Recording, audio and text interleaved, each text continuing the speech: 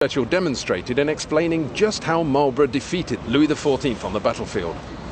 Some say this perceived skill is what helped confirm the idea in the dark days of 1940 that Churchill really was the man to lead the fight against another great threat to European peace, Adolf Hitler. Men will still say, this was their finest hour. Well, it's 3 centuries since the death of Louis XIV. By 1715, we and the French had developed a poisonous dislike of each other. This lingered and lingered through war after war. Despite all the water that's flowed under the bridge, perhaps we've never truly made friends again. We met at 9. We met at 8. I was on time. No, you were late. Ah, yes? I remember it well. We dined with friends. We dined alone. A tenor sang. A baritone. Ah, yes. I remember it well. Hermione Gingold and Maurice Chevalier struggling to reach agreement. Shadow of the Sun King was presented by Professor Julian Swan and was a Singing Wren production for BBC Radio 4. This summer, celebrate the art of the classical voice on BBC Radio 3. Including extensive coverage of BBC Cardiff's Singer of the World 2015. I remember getting up to the top note and feeling your whole body's kind of resonating. It was just incredible. Alison Goldfrapp reveals her private passions, plus Dame Kiri Takanawa will introduce her 20 favourite voices on BBC Radio 3's Breakfast throughout the season. Join me, Kiri Takanawa, this summer and celebrate the art of the classical voice. Coming soon to BBC Radio 3. On Radio 4 now, time to join the curmudgeonly author Ed Reardon, whose life has taken a turn for the better. Ed Reardon's Week by Christopher Douglas and Andrew Nickolds. Episode 5, Moby Dave.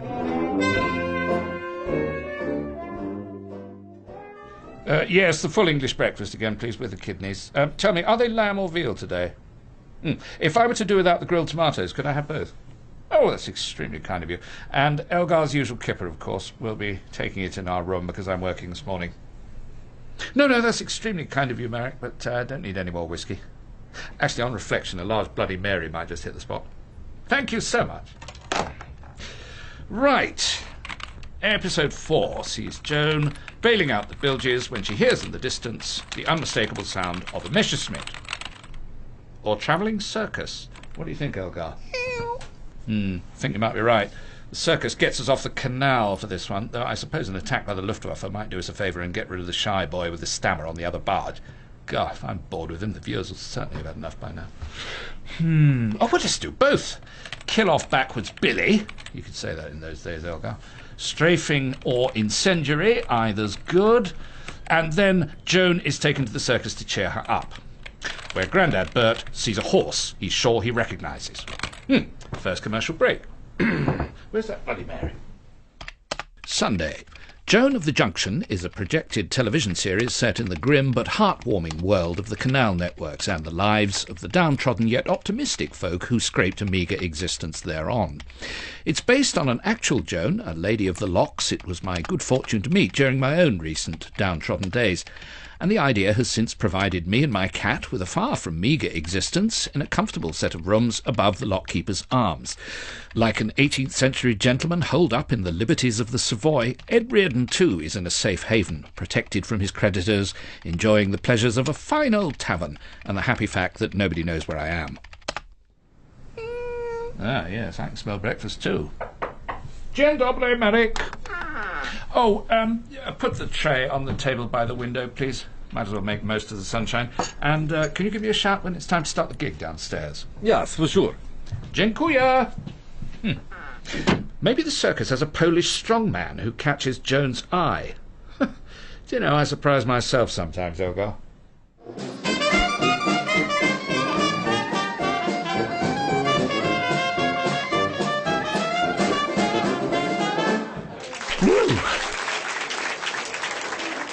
Thank you very much, everybody. The Bayou Boys will be back in half an hour. In the meantime, why not try one of today's specials? I can recommend the Pig's Cheeks.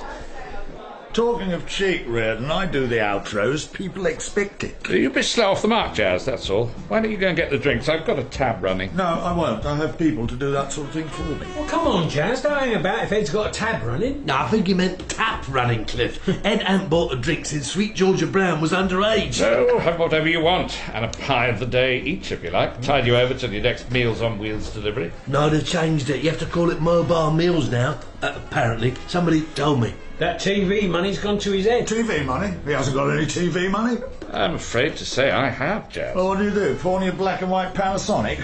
Pity. You're going to miss my Christmas Lidl commercials. They start going out in June, as I'd have told everybody if you hadn't been so desperate to hog the mic. As it happens, I've been commissioned to write the Bible for a Sunday night ITV drama series. Yeah, I read about it in TV Quick. What? Must have been an old one you seen at the dentist, because they've already made a telly series of the Bible with Robert Powell. He was good, wasn't he? Beautiful curly hair like a bunch of grapes. Well, that's all gone. Have you seen him recently? Looks like he's been turning water into kebabs the size of him. No, it's not that sort of Bible, but I'm not at liberty to say any more. In other words, it's a complete fantasy. No, major feel-good Sunday family viewing, according to TV Quick, and starring Stephen Tompkinson or Maggie Smith, one or the other. Oh, that. Yeah, that's the thing they asked me to do. Really, Jazz? So what's it about? Well, you know, well, the usual stuff, I imagine. 3 weeks on safari, the rest of the shoot at Whipsnade. No canals on the Serengeti, as far as I know. Or at Whipsnade,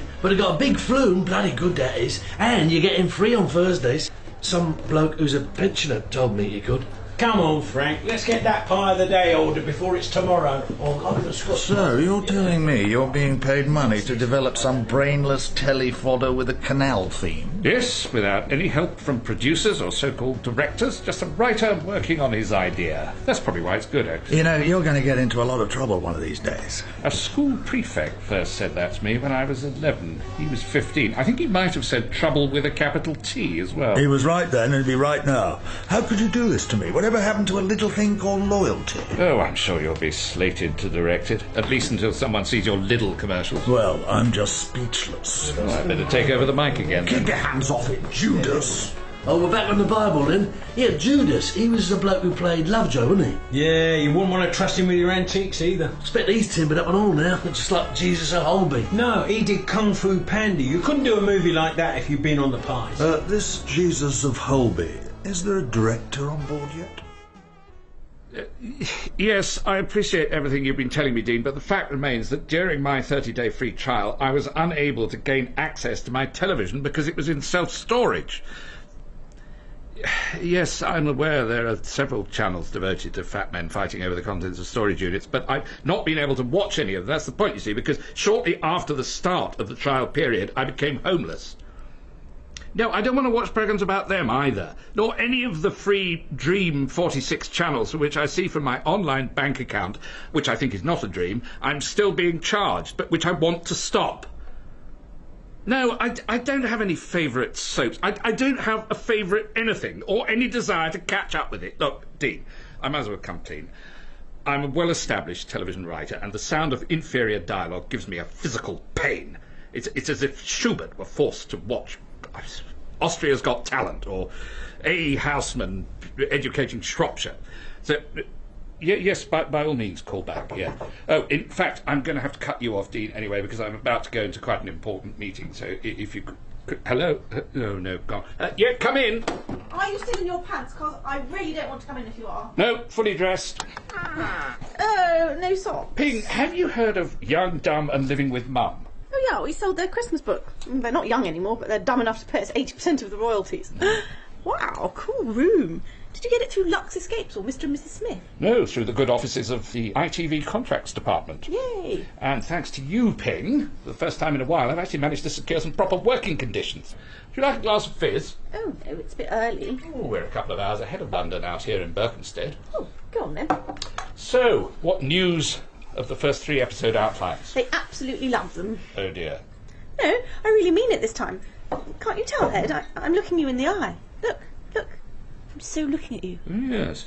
You haven't even got your phone out. Oh, have you got coverage? Oh, right. No, but just before you do that, you didn't by any chance get the research material I asked for from the London Library? Oh my God, they've got so many books in there. And women, which is great, because my granddad tried to stop them being let in. Yes, well, since they got the vote, there's been no holding them back. Really, I've never experienced this level of service. OK, so now you can do something for me. Find Joan. Oh, do we really need to involve her in this? I mean, I'm doing the, whatever they call it over the opening credits, the reimaginating. Making it up. Yeah, don't worry, Ed, your money's safe. But ITV want to do a photo shoot, the real-life Joan of the Junction, publicity for the series. Cool. Ed? Sorry, I'd stopped listening after you said about the money being safe. Ping, what do you think about this Aston Martin I found on eBay? I get my driving licence back in 5 years. Do you think it'll have gone up in value by then? I should have another 3 or 4 series of Joan under my belt. Ping? Just posting a photo of your champagne bucket on the Mr. and Mrs. Smith website. Oh, I love this business. I had unfortunately lost touch with the eponymous Joan, not through any creative differences, but simply as a result of her itinerant lifestyle, a romantic tradition passed down the generations of her narrowboat-based family. Word on the Grand Union had it that Joan had been sighted as far north as the Watford Gap Services Burger King, and as far south as the Booze Nest on Willesden High Road. But in a coincidence worthy of my Joan of the Junction Bible, the episode set in war-torn Limehouse comes to mind, where the future Queen Mother hops aboard Grandma Joan's barge for a knees-up, a commotion from the bar downstairs was to reunite me with my muse. Hey, get off, you! Don't you accuse me of stealing, you immigrant bastard! What's right? Merrick, please, look, this is very easy to resolve. I'll pay for this lady's pie of the day. She's my guest, so put it on my tab. My dad didn't fight in the war, so that Polish could come over here and do what he likes. Technically, Joan, that's exactly what he fought for. Technically, that's my pie she's put in her bag. Chicken and leek. With sweet marmalade. Table 4, read the wooden spoon if you don't believe me. Shut up, you pair of lessies. No, Joan, please, she doesn't mean it. Too late. That's going straight in my TripAdvisor review. Ambience disgusting. Look, I think we should all quieten down, and I'll pay for all your lunches, Joan's and Olive and Pearl's too. I'm not going to be beholden to you. Buy me own. Since when can you afford it anyway? You know these two? We're all members of the, shall we say, Berkhamsted Literati. I'm not one of them either. Or the other L word. Joan, I'm so glad we bumped into each other again. Events have moved on since you disappeared. Oh, no. I've had a bit of bother with the bookies, that's all. That's why I'm having to live off my wits. You see? She admits it. It's not a crime to steal food, not if you have to. Yes, it is. Sainsbury's have got the right idea. We always prosecute. I think you're being a bit hard, Pearl. Yes, and in any case, Joan, I may have a solution to your problems in the form of a TV series. Oh, starting up Tenko again, are they? Don't listen to him. I'm with you there. You'll end up hungry and disillusioned, love. Actually, it's called Joan of the Junction. Oh, you're a bit late. ITV are already making that, according to Take a Break. Indeed, and it's set rather closer to home than the Burmese jungle. Or Blandford Forum, where they filmed Tenko. This lady is the actual Joan. So show some bloody respect! Oh, I can't see Olivia Colman playing her. Not with a mouth like that. Well, casting's some way off yet, but I am coming up with what I think is some promising storylines. Is that why you can afford to treat us? Indeed, yes, and be billeted in the suite upstairs. Oh, good. You can help us with our incognito review. What is the nature of your visit? Solo, business or romantic? Oh, both of the first two, but also the third in view of the heartwarming nature of the project. Not sure you can put all three. Well, what about sleep quality? Hang on. What am I going to get out of all this, apart from a pie? Well, they have an excellent range of craft ciders. Look. Merrick, przepraszam. Oh, Ed, it's so brilliant that you've That I found Joan. Yeah, as well as, delivering the series Bible. joining the cast of West Side Story. What do you mean? Sorry, I'm just trying to get my head around that leather jacket. Oh, this old thing. Can't remember where I got this. All well. Thought I'd give it an airing. Yeah, the label's still hanging off the back. I'd better snip that off. Borrow your scissors if I may. Did it not come with a flip knife in the pocket? Look, it's a perfectly normal retro bomber jacket that I bought on the way here from John Lewis. There. For £1,750? So you're still spending the advance? Wisely, I think you'll agree. Yeah, well, bits of it fit you really well, and if your arms were a bit longer... Well, if we could move on to the treatment, because I've got lunch booked in half an hour at the Chiltern Hundreds or whatever it's called. Chiltern Firehouse, Ed. Yes, I've been there. Overrated in my view. But you don't have to dress up as a fireman to get in, Reardon. Where have your hands gone? You playing for sympathy again? They're here, and they've been worked to the bone. I know. Joan of the Junction. Massive anticipation. Yes, could be very good with a decent director on board. I don't suppose we'll find anyone with the sensitivity you bring to filming tins of cheap carrots, but we'll keep looking. No need. Rescue is at hand. Yeah, it's going to be totes phenomenal, you two working together again. So good for the agency. Ah, that was somewhat unexpected, not to say inappropriate and unwelcome. Hi guys, just to let you know where we are with Joan, I've got my wonderful new assistant to do a quick hashtag count and the numbers are building nicely. Excellent. Do we have a sponsor yet, Suzan? Well, we don't actually have a script yet, so isn't the point moot? We're trying to sell the Green Energy Canal theme to Centrica. And if we haven't got a script, that's even more carbon-friendly. Unless Flyboy here thinks that's moot too. The important thing is the show's getting a good rap at the moment. There's even a bit of interest in you too, Ed. Oh yeah, the Writers Guild want you to present a Best Newcomer Award at their dinner next week. Really? Yes, happy to do that. And you might want to get a new jacket for it. Remember, you'll be representing the agency. But don't send that one to Oxfam yet. The Bomber Pilots Guild might be having a do somewhere. Suffolk, probably. So which lane comparison is it, Jazz? Fireman or airman? You tell me, you're the writer. For the time being, anyway. No, Jazz, Ed is the writer, and also I want him to have a co-producer's credit on this. Why, is he somebody's girlfriend? That jacket must be concealing more than I suspected. Oh, sorry to interrupt, but there's been some quite interesting breaking news. Yes, Jonathan? Yeah, Sister Wendy and Phil Tuffle doing a Weekend Escapes piece on the One Show, and you know where they're going. A canal. Wow, yes, yes, yes! Oh, so on trend. Sorry, but who are you exactly? I was wondering that too. This is Suzanne's wonderful new assistant. Jonathan, this is Jazz Mivain. I just think of you as God. It's okay, I won't call you God, because that would probably embarrass you. Not necessarily. I'm Ed Reardon, don't know how I fit into this celestial host. Whoever God's best mate is. No, your episode of Tenko just blew me away. Even to be in the same room as you guys is a total blast. Anything I can do. I have to tell you, this is a very clever young man, and like you, he's a hyphenate, Jazz. Producer, director. Or me, writer, producer. All that, and tweeter, YouTuber, vlogger. He made the short film where David Cameron makes whale noises. Moby Dave, yeah. But mainly what I'm here to do is learn. Follow you guys and help in any way I can with Joan's journey. It's called Joan of the Junction. Sorry, of course. Yeah, it's your vision. Shall I polish the mantelpiece? Because let's face it, there's going to be some serious silverware on here. Yeah, before you do that, Jonathan, could you book Ed a cab? He's got a lunch. Oh, you're not taking the motorbike? What motorbike? It's just the jacket. My granddad was a Hell's Angel too. I like this boy. So the Writers Guild have given me a +1 ticket. I don't know what you think about that, Joan. Yeah, I'm up for another free meal. I do want to involve you in this project as much as possible. I should hope so. It's my story, isn't it? Yes, of course, by and large. Inspired by true events, it'll probably say on the screen. Not that you'll be able to read it. It'll be squashed into a corner while a girl who can barely speak attempts to tell you what's coming up next. Would I be on before the darts? Yes, or something patronising societies less fortunate with their undateable bodies and gastric bands. Do you think there's a market in second-hand gastric bands?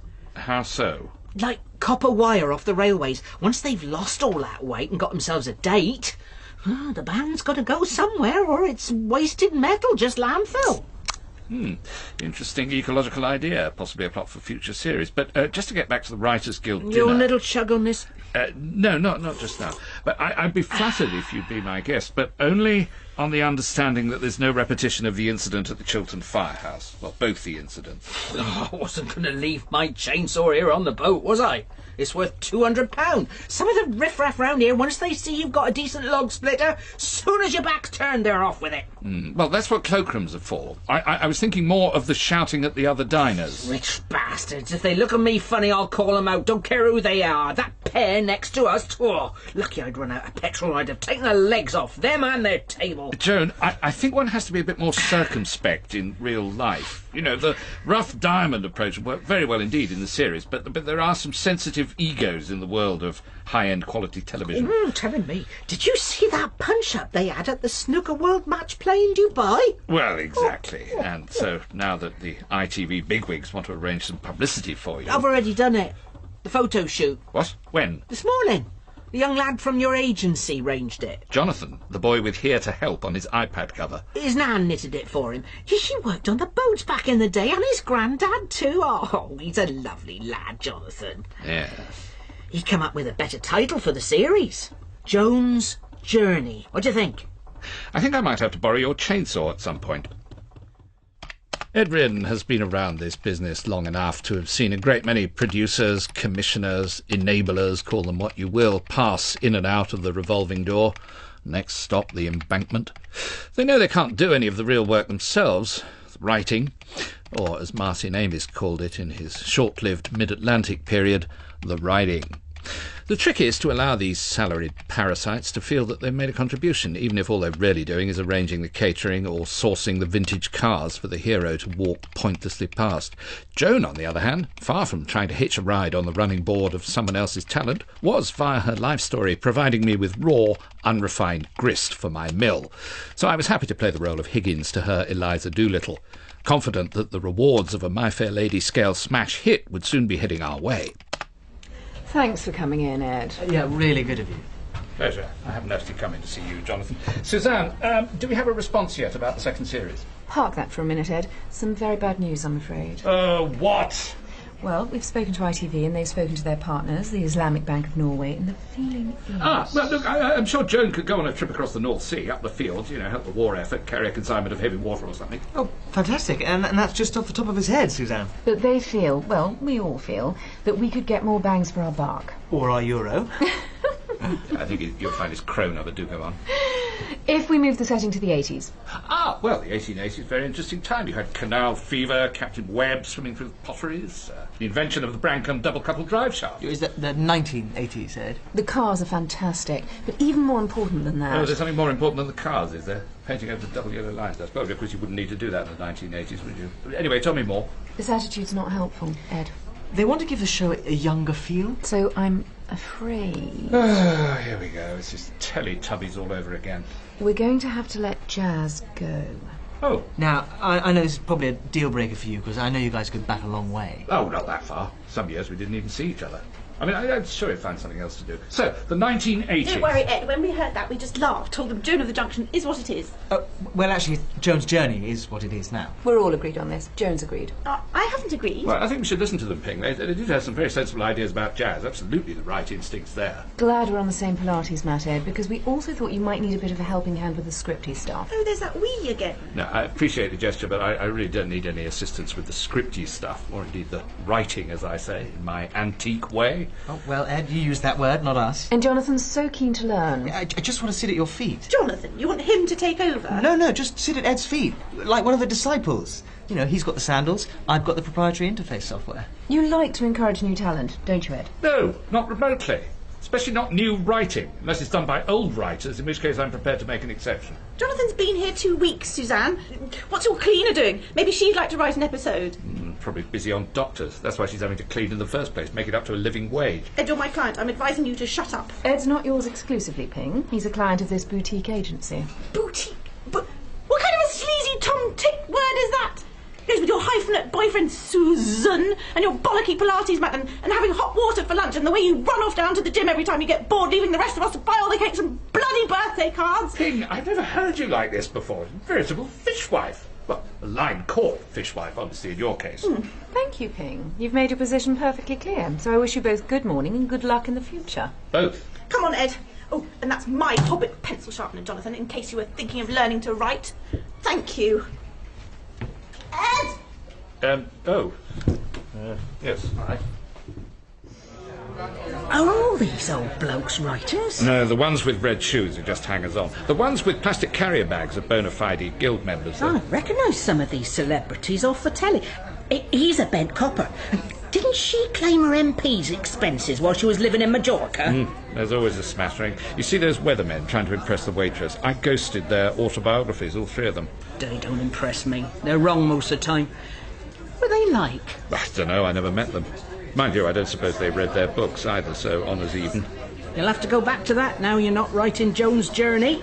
I hope they paid you. Yes, I imagine I'll bounce back. We're vagabonds, Joan, you and I. That's why I'll never accept a knighthood. I think we're meant to be sitting down at our table. Right, just get another couple of those beers. All right, but don't go picking a fight with anyone. I'm representing my trade union. I know. I'm to be circumspect. Yes. So I'll be circumspect about the copper who just trousered a bowl of falafels. Exactly. Chatham House rules, OK? And the winner of the most promising newcomer is... Actually, I might try and reuse this envelope, so just bear with me a moment. Right. The winner is... Oh, for heaven's sake. Jonathan Butler for Moby Dave.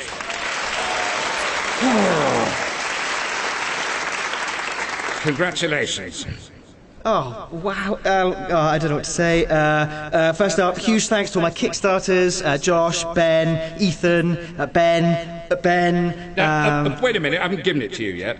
And actually, I'm not going to give this to anyone. And I'll tell you why. I should sit down again if I were you, Jonathan. Because I have to say, the intellectually moribund drivel which currently passes for cutting-edge satire, as evidenced by Moby Dave, has created a new nadir of toothlessness so pitiful, of such utter vacuity, turning now to the malevolent Masonic cabal calling itself CBB. Ah, there you are, Pig. Very impressive new quarters. Oh, sorry, you're watching Game of Thrones. I know the nation grinds to a halt for that sort of thing. Yeah, like you said on here 20 minutes ago. Oh, that's my Writers' Guild speech. How have you got it on your device? Ed, it's on everybody's device. YouTube, Vimeo, 3 news channels. HuffPost TV stopped talking about the transfer window deadline because of it. Well, that's good, isn't it? Not really. It's not massively helpful that the only client I've got goes viral, rubbishing every single person in the business who might want to work with him. Yeah, I do see that, Pig, but can't we get some royalties for all this exposure? Surely I hold the intellectual copyright. For abuse and chair throwing? Well, can't we get me on one of these list programmes? 50 most justified celebrity meltdowns. You see? I'm earning money already for you. I put my head on the block for you. Very noble of you. Yes, no one's done that in my family since 1642. And what do I get back? Well, you didn't give me any choice. I was forced into doing a far, far better thing than the other thing, which could possibly have got me 4 series and a Christmas special. So I'm supposed to be grateful? Well, it wouldn't be inappropriate, under the circumstances, to reimburse me for half of the lunch which I paid for on the day of commission. So if you did happen to have £69.50. Ed, have you any idea how much it costs to rent a work hub? Could it double up as a sleep hub? So it's all gone, apart from that leather Gestapo jacket? I'm afraid so. I've settled up and checked out at Lockkeeper's Arms. All I have left is £4, but that was earmarked for this afternoon's entertainment at Newton Abbot. Right, well, I've got a hub to set up. If you want to earn a herb tea and half a biscuit, you can help me put up the posters. I'll take Benedict. You do Martin or Orlando. No, I think perhaps I'd best get off to Betfred. I find the concept of Middle-earth not only jejune and asinine, but bereft of... Ed, just go! Yeah, right. Try and eat quietly, Elgar. That's all there is, I'm afraid, apart from the packet of sugar from Betfred. Unfortunately, Newton Abbot didn't go quite as well as expected. Who's that? Storage Unit 23, make yourself known. Stan, there's no need for the flashlight and truncheon. We're not in Sing Sing. No. We're in stand self-storage, all one word. And there's no sleeping on the premises. Haven't you read the rules? Look, I merely removed my shoes and socks, the better to check on my possessions. And your belt's undone?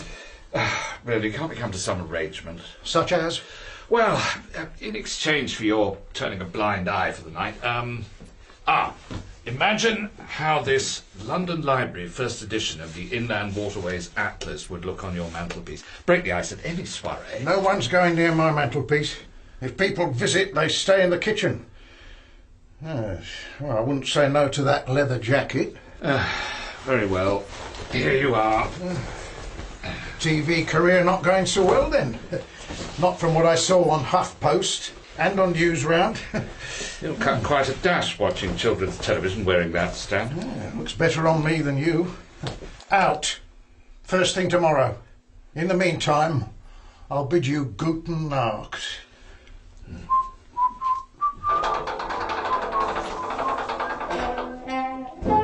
Ed Reardon's Week starred Christopher Douglas, Raquel Cassidy, Jack Farthing, Pam Ferris, Stephanie Cole, Brigit Forsyth, Simon Greenall, Philip Jackson, Geoff McGivern, Barunka O'Shaughnessy and Geoffrey Whitehead. It was written by Christopher Douglas and Andrew Nickolds. The producer was Dawn Ellis. And with Ed and Ping facing new horizons, we'll find out where the final episode of the series takes them at the same time next week. Helen Keane is looking for the big answers to the big questions. What if, maybe, somehow, it's possible to live forever? because every single one of us is going to die. A new series combining comedy, science and Peter Serafinowicz. Most people now, 40 years or younger, can expect to live for centuries. Which is brilliant! Oh, you know, bad luck, Mum and Dad. Big Problems with Helen Keane. This evening at 6:30 on BBC Radio 4.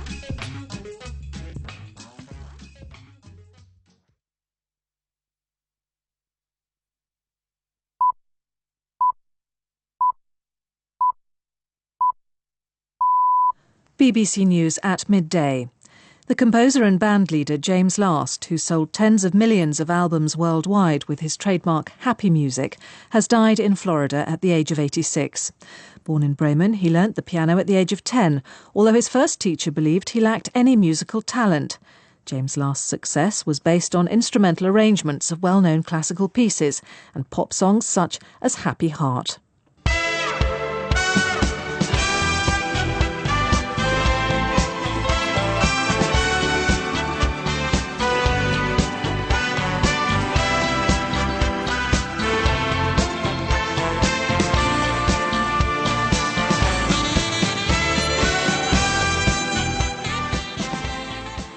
James Last's final performance in the UK was at the Royal Albert Hall at the beginning of April as part of a farewell tour, which he announced after becoming seriously ill last year.